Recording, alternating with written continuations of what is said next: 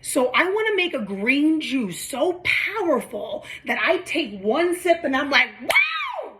Okay. One green juice a day keeps the doctor away, so let's go. First up, curly kale. Strengthens your immunity, can help prevent heart disease. And I also read that kale juice is one of the most powerful juices to fight type 2 diabetes. Please do your research. I'm not your mama, I'm your friend. So in the juicer, I'm gonna add one whole bunch. This only cost me $2.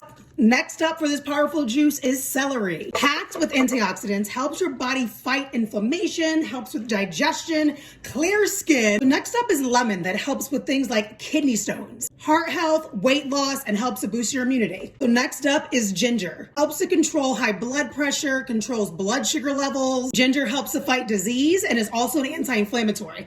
Adding that in.